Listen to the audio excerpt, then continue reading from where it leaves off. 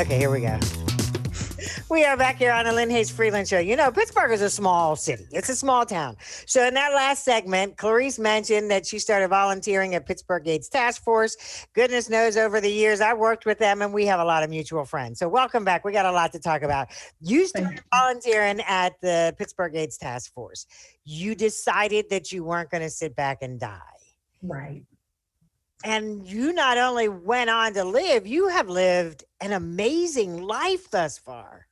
I have. I tell people HIV has afforded me to do some things that I would have never done had I not been positive, because my mind wouldn't have been on that. Mm-hmm, mm-hmm. You know, I've got to speak to people that I would have never got to speak to. I have spoke to I'm going to say well over 2,000 young people in my career of public speaking. If not more, I was going to Mount Lebanon High School, and I still do, Mount Lebanon High School 3 times a year. I have been on TV shows. I've been in documentaries. I was in Why Us Left Behind and Dying, which is a documentary that was done here in Pittsburgh. Mm-hmm. I've got to do some awesome things. You described this moment in time when you're 18. We're not going to say how old you are now, but you're older than 18 now. I don't mind saying it. I'm 51 years old. So no one ever thought you would see 51 or 50 or 49 or 48. And when did you realize that everything they told you was wrong and you could have this full, robust life? For me, I like I said, I was born and raised in the church.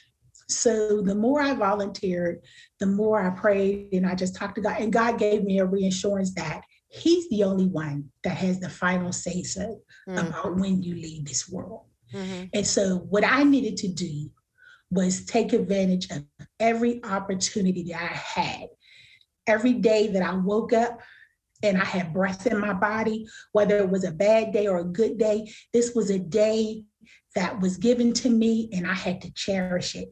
And HIV taught me to live every day like it was my last. And I'm guessing in that process, there have been some good days and some tough days. There has been. You know, you think for me, I guess it was like 96, I got sick. I started getting sick. And I was sick from 96 until 2009. Wow. Okay. I'm not talking about little sicknesses. I'm talking about strokes. I had 10 mini strokes. I was bedridden. I was on oxygen. I had very, very bad asthma and small lung disease and hypertension of the lungs. I've been in the hospital well over 300 times. Wow. You know, the doctors have come and told me, you know, there's nothing else we can do. Make your funeral arrangements. You know, you're a deck of cards waiting to fall. You're a ship waiting to derail. You're dying. There's nothing else we can do. They actually called my roommate that I stayed with and told her, you know, make her funeral arrangements. She's dying.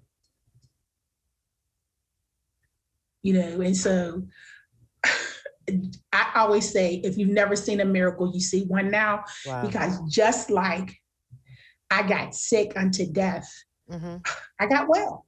Wow. And the doctors still say, we don't understand it, Clarice. We don't know. This is a miracle. You are a living miracle. Exactly. Well, the other thing that you are is you break all the stereotypes of what people think HIV looks like. Exactly. I can remember going into schools, especially in the middle schools. I would go in and I would ask the kids, I would say, what does a person with HIV look like? And they would say, skinny, dirty, crackhead. This is what they would say. And so then I would say, Well, am I skinny? No. Am I dirty? No. I said, I'm not a crackhead. Do I look like I missed a meal? No. I said, but I am HIV positive. And that would like shock them. I would have kids just from those words, just weeping. And then when I would tell them I got it with my first partner, and that, so, because they think, people, back then they thought if you got it, that you had to be doing like drug use, prostitution, just nasty things. They didn't think that normal, everyday people got it. And so I was, when I went and said I was a virgin when I got it. I got it from my first partner and he knew he had it. It like shocked them to reality that it could happen to them. I was going to say, because that's that moment, because people can live in that denial. Well, that happens to those people. That happens to them over there. But what you say to these kids and everyone you meet, you're me, I'm you. This can happen. Exactly. And so then I've heard a lot of women say, and men say, you could be my sister. You could be my mother. Right. You could be, you could be my friend. How many people are out there that think that you can't get HIV? And I tell them just one, it only takes one time. And so, so then now I wanted to be the face. I wanted them to see what someone, an African-American woman, look like with HIV. Hold that thought right there. We got to take another commercial break. I'm not even going to say it because I know you're glad you tuned in. We'll be right back.